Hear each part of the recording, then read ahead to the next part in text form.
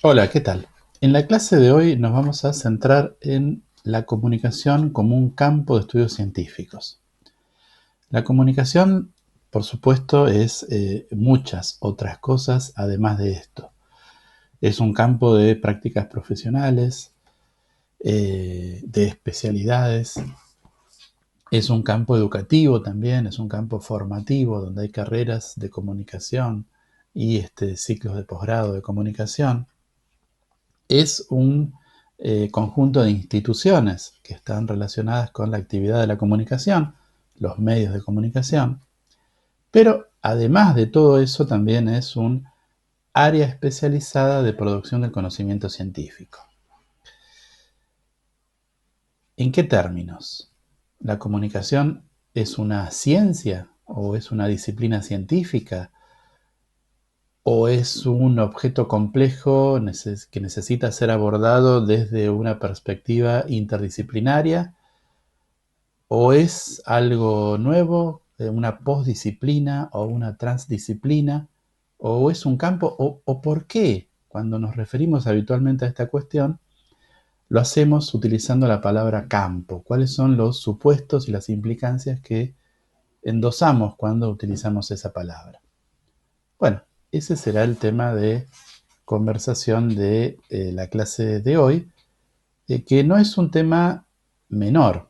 Fíjense lo que concluye Gustavo León Duarte, que es un investigador mexicano, después de analizar una serie de documentos procedentes de la Asociación Latinoamericana de Investigadores de la Comunicación, concluye esto. Dice: la premisa de que las cuestiones centrales que hace patente el campo académico de la comunicación y los desafíos que en la actualidad se presentan para su investigación tienen que ver fundamentalmente con su estatuto disciplinario, ¿sí? Con cómo entendemos la comunicación en términos de práctica especializada de producción de conocimiento científico.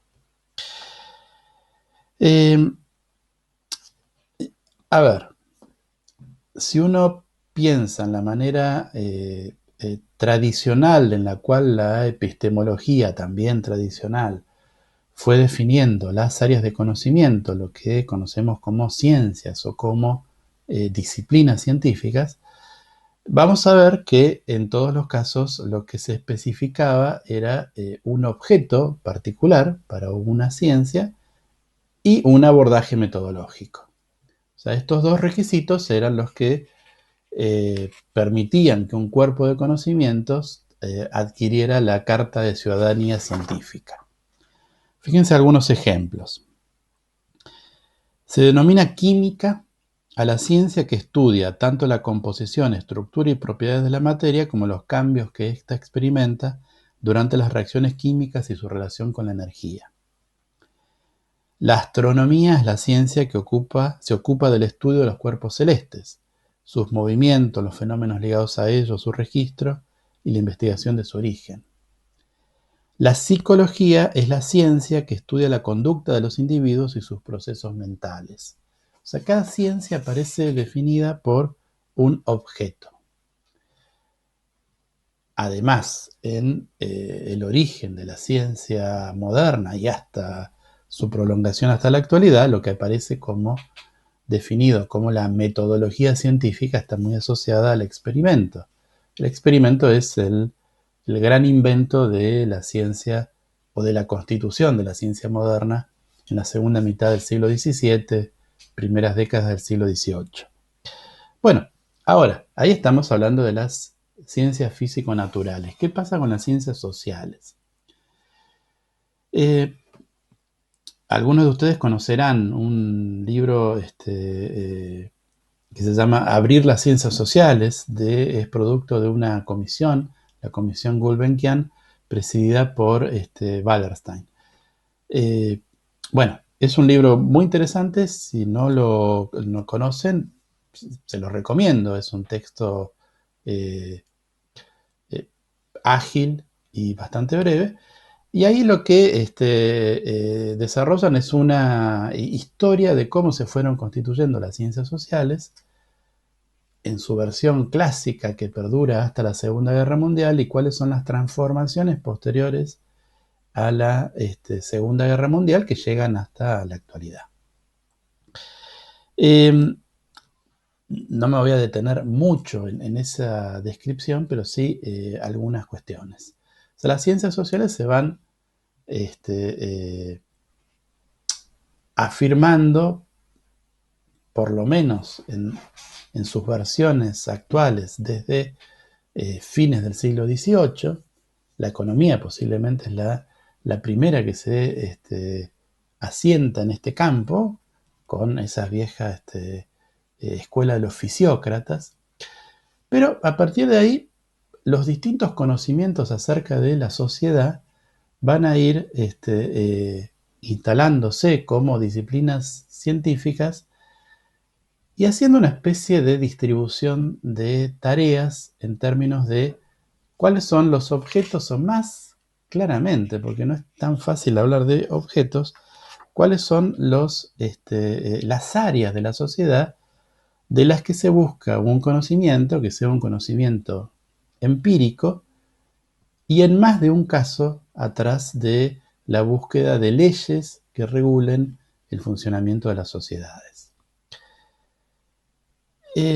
Bueno, para finales del siglo XIX, las distintas disciplinas se habían consolidado y lo que tenemos ahí es un mapa en el cual los criterios de diferenciación van a ser la diferencia entre el estudio del pasado y el estudio del presente.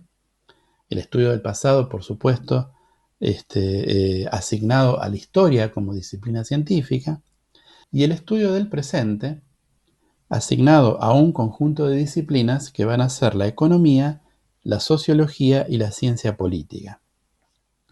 Fíjense que este conjunto de disciplinas se va a abocar fundamentalmente a lo que aparece en el gráfico como el nosotros.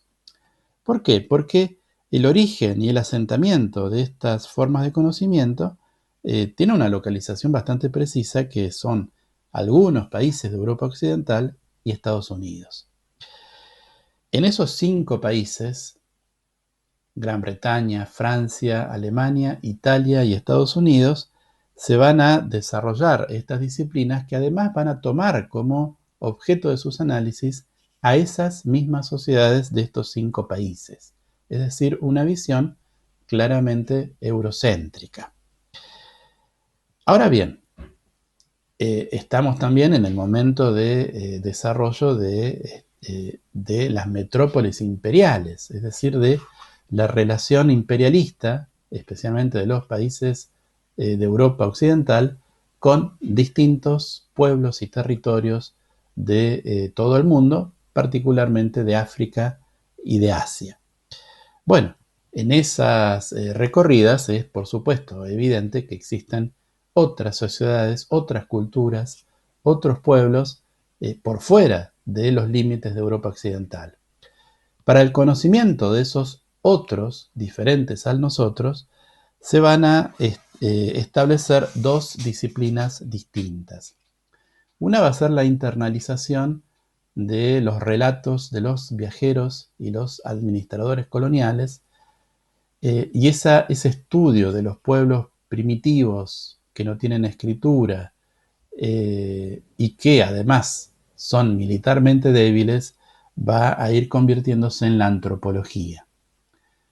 En tanto, las civilizaciones que existían especialmente en Medio Oriente y en el Extremo Oriente van a ser objeto de una disciplina desarrollada en Europa especialmente, no tanto entre nosotros, que son los estudios orientales y que van a tener una raíz más bien literaria y artística, es decir, el análisis de la cultura y del pensamiento originado en estas altas civilizaciones.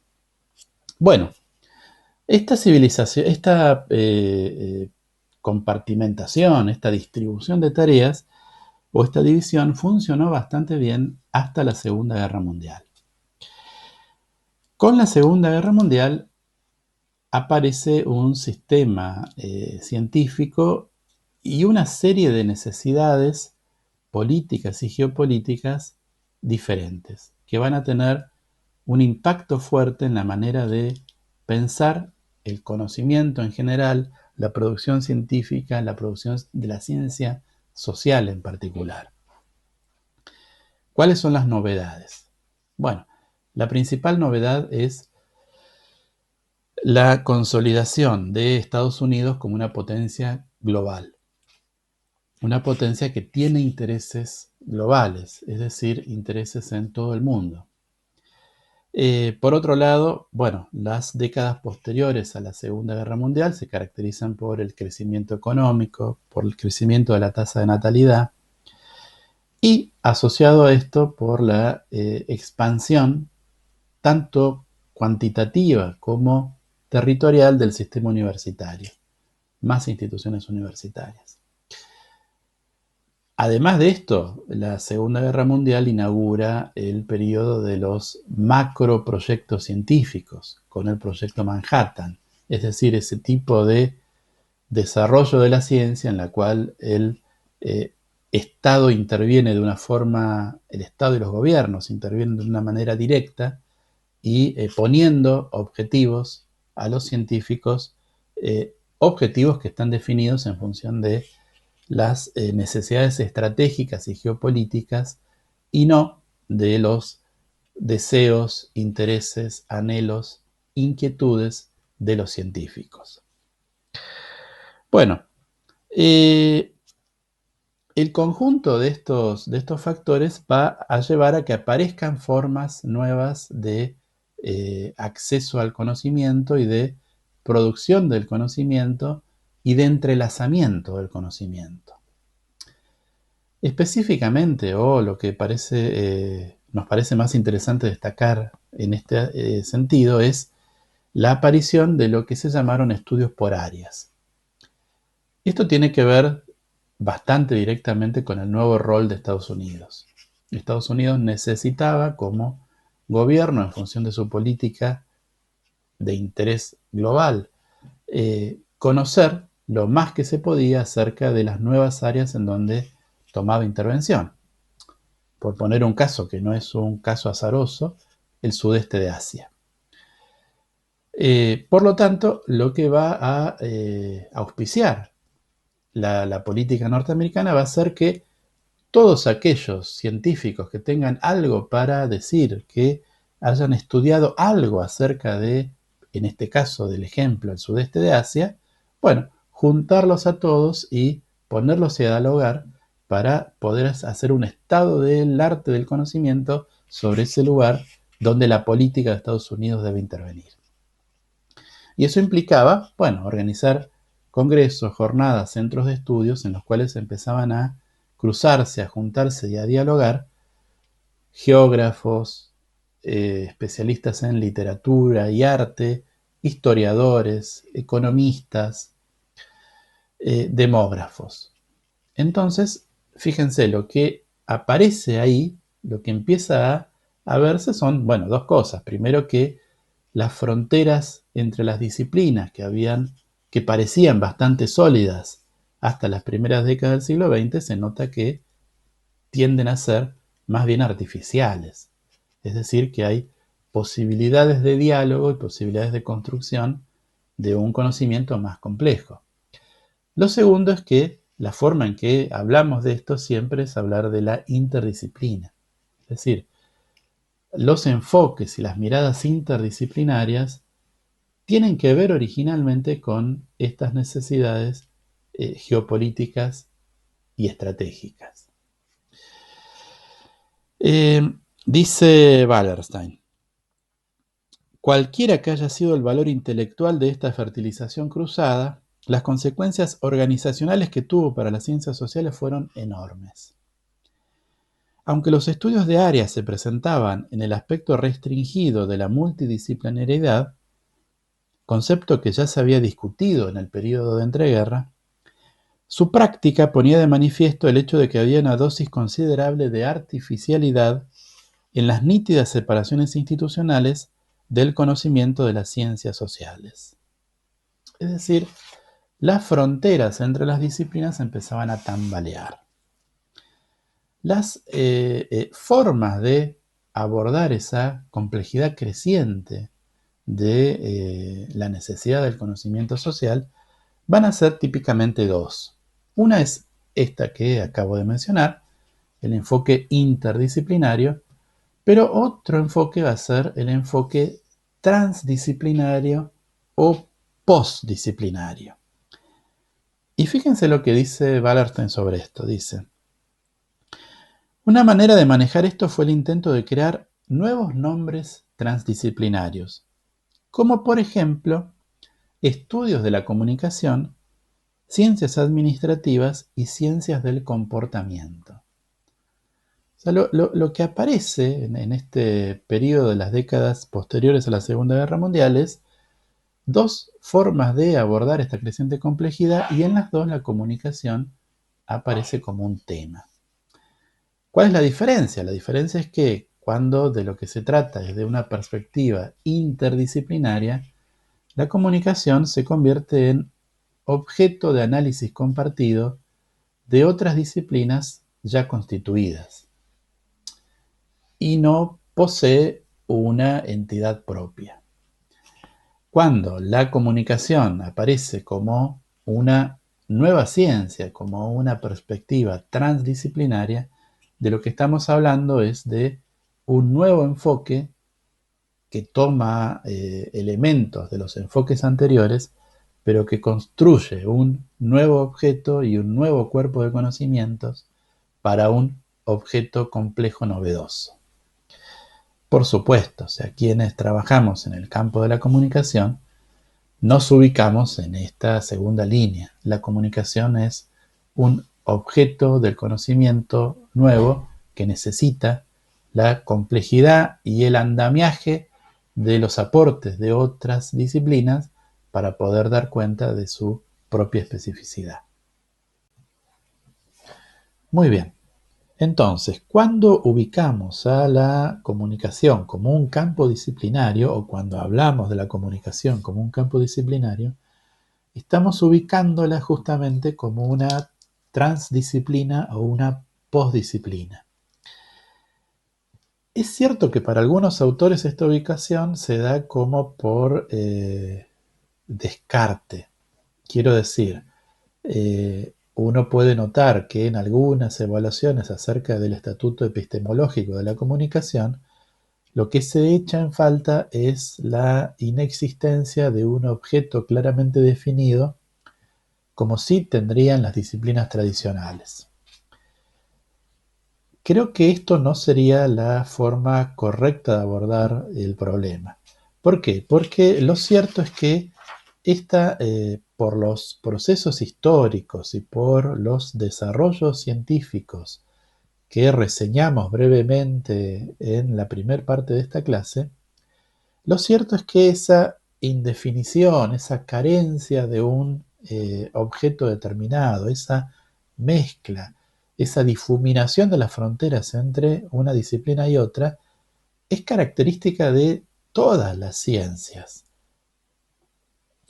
por lo menos digamos de todas las ciencias humanas y sociales. Pero si uno quiere ser preciso, en realidad es característica de la ciencia en términos generales en la segunda mitad del siglo XX y más en este siglo XXI. Entonces, tal vez la diferencia es que la comunicación, como llega un poco después a constituirse como un campo de estudios científicos, carece de ese lastre que tienen otras ciencias sociales que alguna vez se pensaron en términos de delimitación clara de objeto y método. Pero lo cierto es que si hablamos del campo de estudios de la comunicación, también hablamos del campo de estudios de la sociología o del campo de estudios de la lingüística o del campo de estudios históricos. O sea, la forma en que delimitamos las áreas de trabajo en términos científicos es a partir del concepto de campo. Campo, por supuesto, es un concepto que nos lleva de una forma bastante rápida al pensamiento de un sociólogo muy importante que es Pierre Bourdieu. Veamos cómo define Bourdieu al campo. Dice esto: Un campo podría tratarse del campo científico, dice él, se define, entre otras formas, definiendo aquello que está en juego y los intereses específicos que son irreductibles a lo que se encuentra en juego en otros campos o a sus intereses propios. Y que no percibirá a alguien que no haya sido construido para entrar en ese campo. Para que funcione un campo es necesario que haya algo en juego y gente dispuesta a jugar, que esté dotada de los hábitos que implican el conocimiento y reconocimiento de las leyes inmanentes al juego, de lo que está en juego, etc. Uno puede notar que esta definición de Bourdieu de campo no es solamente aplicable al conocimiento científico o a las áreas de producción de conocimiento científico. Y de hecho, él mismo ha utilizado este abordaje para analizar otro tipo de campos. La cultura, las industrias editoriales, la vida universitaria, las instituciones, etc. Es decir, distintas áreas de la vida social se configuran como campos en cuanto a que tienen reglas de validación específicas relativamente diferentes de las reglas de validación de otros campos y en los cuales hay definiciones sociológicas respecto a cuáles son los límites y cuál es el conjunto de reglas y procesos de legitimación. Es decir, la noción de campo disciplinario no proviene de un abordaje epistemológico de la ciencia, sino de una sociología del conocimiento científico. Y en eso, Bourdieu sería parte de una tendencia antiesencialista, bastante característica de las ciencias sociales de la última parte del siglo XX y del siglo XXI, y que se extiende a otros objetos y a otro tipo de indagaciones. En el texto que está en la bibliografía, no voy a abundar sobre eso, pero yo hago una analogía entre el campo de un campo disciplinario y el campo del arte contemporáneo, y cómo en el recorrido de la definición de qué cosa es el arte contemporáneo, lo que podemos visualizar es un proceso en todo sentido análogo, por el cual la idea de qué cosa es una obra de arte se va vaciando de contenido y se va sustituyendo por una serie de convenciones institucionales y sociológicas que posicionan a determinado objeto como una obra de arte.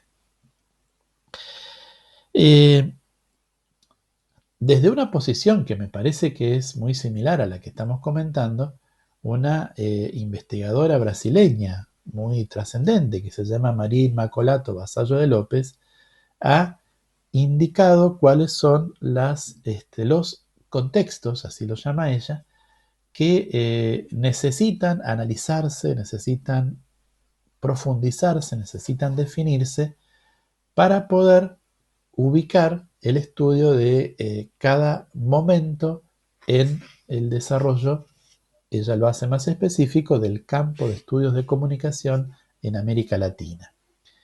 Y ella menciona tres de estos contextos. El primero es el contexto discursivo, que lo delimita como, dice, en el cual pueden ser identificados paradigmas, modelos, instrumentos, temáticas que circulan en determinado campo científico y que corresponden a una historia del campo científico.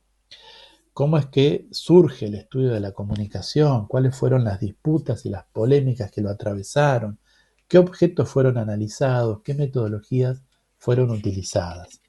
¿Cuáles fueron los textos y las intervenciones más discutidas?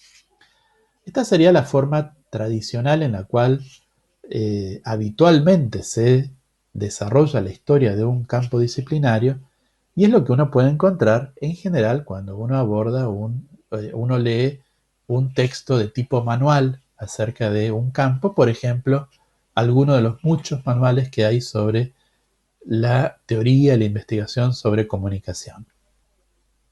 Ahora bien, esa perspectiva es necesaria, pero Vasallo de López le agrega otros dos contextos. Uno es el contexto social o histórico-cultural. Bueno, ¿cuál es el momento en el cual determinado planteo, determinada teoría, determinada investigación se realiza? ¿Con qué contexto social e histórico dialoga?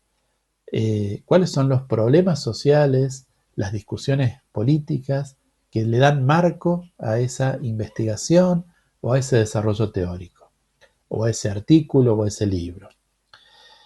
¿Qué relación hay entre una intervención determinada en términos académicos y esos contextos políticos, culturales, económicos? ¿Qué vinculación tienen con las estrategias gubernamentales o con el estado de la cuestión en términos políticos y de gobierno? Bueno, todas esas preguntas hacen a recontextualizar una determinada intervención académica en un contexto más amplio, que es el de la historia y el momento en el cual se da. Esto es relativamente habitual, podríamos decir. Es decir, por ejemplo, cuando se analiza un texto muy importante en el campo de estudios de comunicación en América Latina, como Para leer el Pato Donald, de Matelar y Dorfman, se lo suele poner en relación con el desarrollo de la experiencia política chilena, el gobierno de la Unidad Popular, las luchas políticas del momento. O sea, y efectivamente, ese texto no se puede entender si no es reponiendo ese otro contexto. Menos común es el tercer contexto que sugiere Vasallo de López, que es el contexto institucional. Dice ella que envuelve los mecanismos que median la relación entre las variables sociológicas globales y el discurso científico, y que se constituyen en mecanismos organizativos de distribución de recursos y poder dentro de una comunidad científica. De lo que está hablando es de la estructura del campo científico. ¿Cuáles son las instituciones desde las cuales se produce conocimiento, desde las cuales se realizan investigaciones? ¿Qué tipo de financiamiento tienen? ¿Qué relación tienen con otras disciplinas y estructuras de desarrollo de los sistemas científicos y técnicos? ¿Qué relación tienen con el desarrollo de las carreras o los posgrados o las redes de investigadores o las estructuras organizativas institucionales? En general, en los distintos campos, en el campo de la comunicación en América Latina, esto es muy claro, lo que vemos es un proceso de creciente institucionalización, es decir, va desplegándose un campo cada vez más complejo en términos de cantidad de carreras, cantidad de revistas asociadas a ese campo, cantidad de redes y de investigadores, financiamiento, estructuras de soporte, etc. El tipo de estructura institucional también es importante para poder valorar cabalmente una intervención científica o académica determinada. Bueno, estos tres contextos no han sido igualmente atendidos en el estudio del campo de la comunicación en general y tampoco en América Latina. El primero, el contexto discursivo, es el habitual. El segundo, el contexto histórico-cultural, suele aparecer. El tercero, el contexto institucional, es el que en general está ausente. Bueno, sin embargo, la insistencia de Vasallo de López es que los tres son necesarios para poder dar cuenta de la historia y el desarrollo de un campo de estudios, por lo menos del campo de estudios de la comunicación. Bien, entonces el campo de la comunicación es un campo en construcción. si bien está ubicado en un contexto académico diferente al nuestro, a mí me parece interesante cerrar esta clase refiriéndome brevemente al trabajo de Robert Craig. Craig parte del dato de que en el campo de la comunicación no hay un canon general ni objetivos comunes y que en cambio lo que se evidencia es una gran dispersión. Fíjense estos datos que él recopila. Menciona un análisis realizado por otros investigadores, un metaanálisis sobre 7 manuales de teoría de la comunicación, y en esos 7 manuales se identifican 249 teorías distintas. De entre esas 249 teorías, 195 aparecen mencionadas en uno solo de los 7 libros. Solo el 22% de las teorías aparecía en más de uno de los libros y apenas el 7% en más de 3. Es decir, la idea que se lleva un estudiante al leer un manual de teoría de la comunicación es distinta a la idea que se lleva el que lee el otro manual. Eso habla de la dispersión del campo.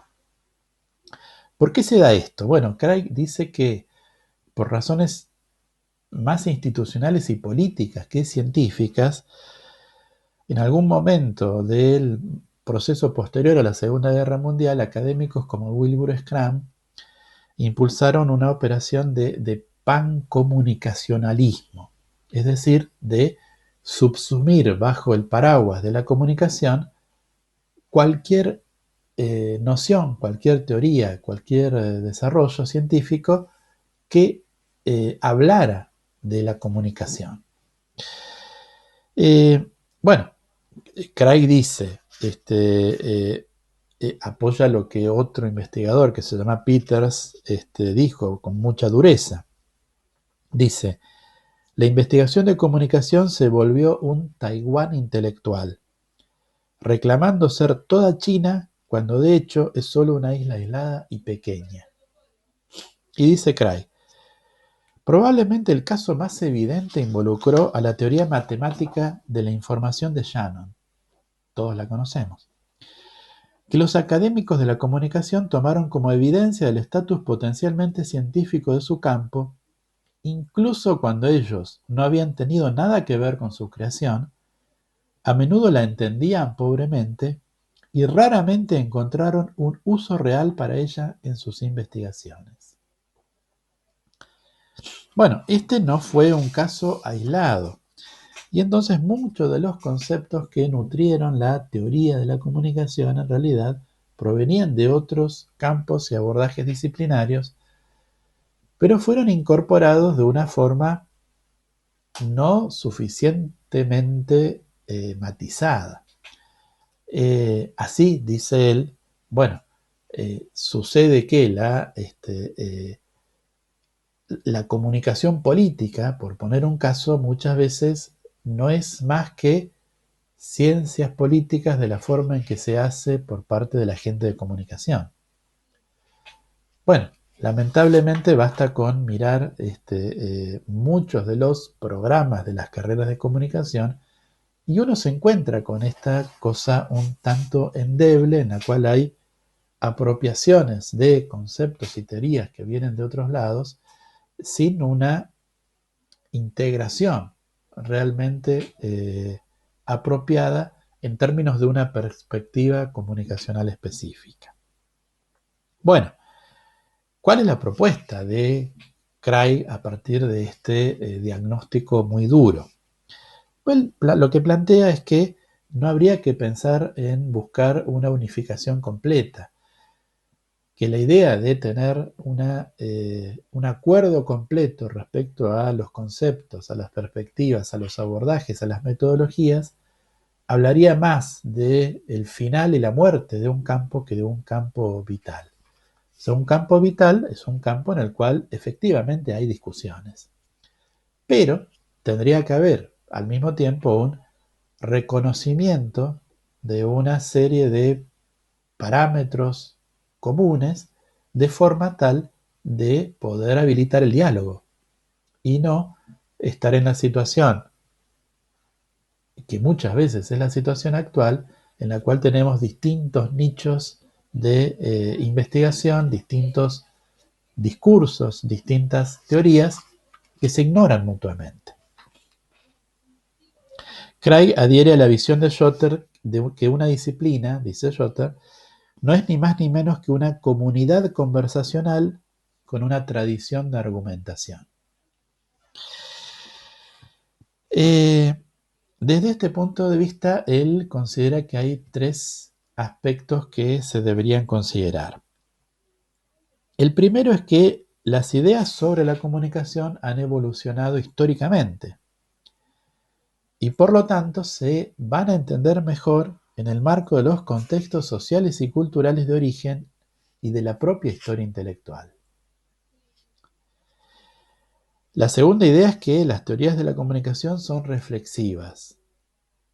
Esto quiere decir que suelen basarse en las formas cotidianas y habituales que tenemos de experimentar y pensar en la comunicación. Pero una vez que están formuladas, influyen, refuerzan, cambian esas prácticas y formas de pensar cotidianas. Por las dos razones anteriores, las teorías de comunicación tienen implicancias prácticas y políticas. Para Craig, la teoría de la comunicación tiene que pensarse como un metadiscurso, porque es un discurso acerca de las formas de concebir, de comprender y de hablar acerca de las prácticas cotidianas de comunicación. Prácticas que son interpersonales, prácticas que también son institucionales.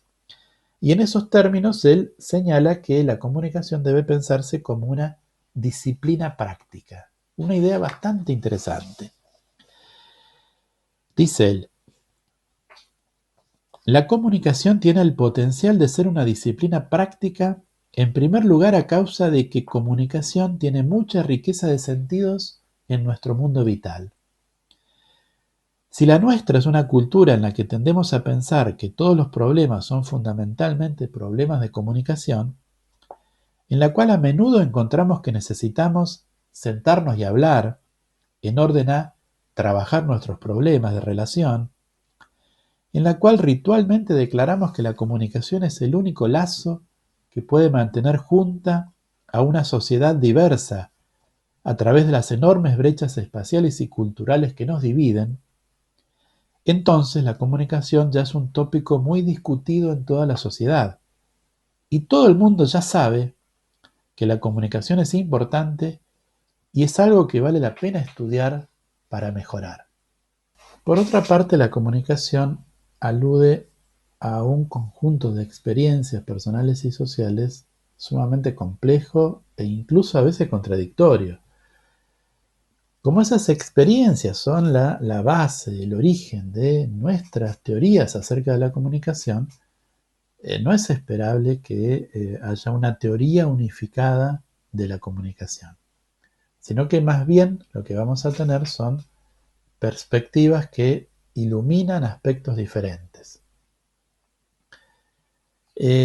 Craig, analizando los distintos enfoques acerca de la comunicación desde una perspectiva que aluda a sus metamodelos teóricos sobre la base de las prácticas discursivas, va a delimitar o delimita 7 perspectivas diferentes. Cada una de esas perspectivas tiene como característica que resulta plausible para nosotros porque se basa en algunos conocimientos, algunas apreciaciones de sentido común acerca de cómo es y cómo funciona la comunicación. Se basa en alguna parte de nuestra experiencia sobre la comunicación.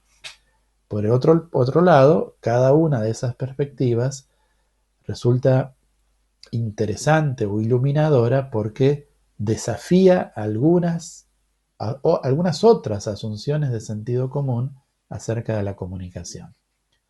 Pongamos solamente un par de ejemplos.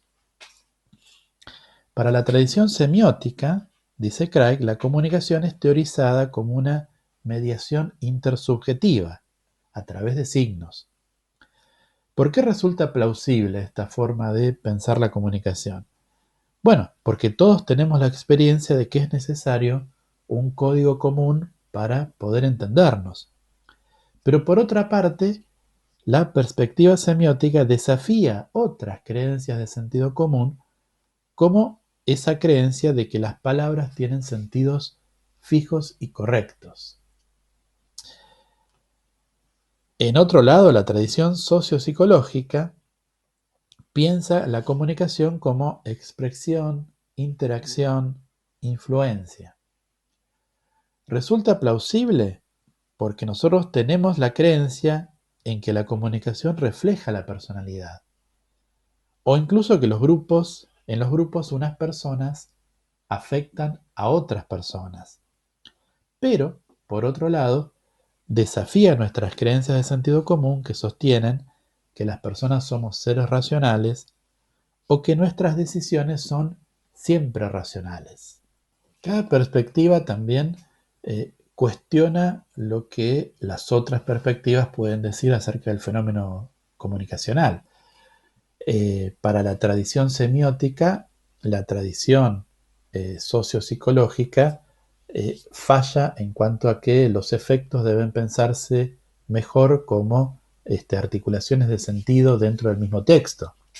Para la tradición sociopsicológica, la tradición semiótica falla porque no considera los factores de contexto que inciden en la comunicación.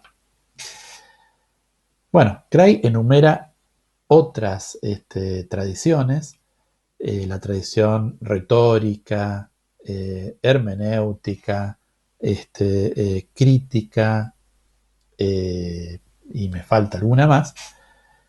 Cada una alude a o se basa en algunos conocimientos o algunas presunciones de sentido común, desafía otras presunciones de sentido común, ilumina algunos aspectos de la comunicación, no es capaz de ver otros aspectos. Como campo, la comunicación no tiene como objetivo lograr una unificación de perspectivas, lograr un discurso único o un abordaje simple acerca de los fenómenos comunicativos, sino que es inherente esa complejidad. Y en todo caso, la riqueza que tiene pasa justamente por el diálogo y por la tensión y por la discusión y el conflicto entre esas formas que eventualmente pueden colaborar y eventualmente pueden competir acerca de la luz que arrojan sobre los fenómenos comunicacionales.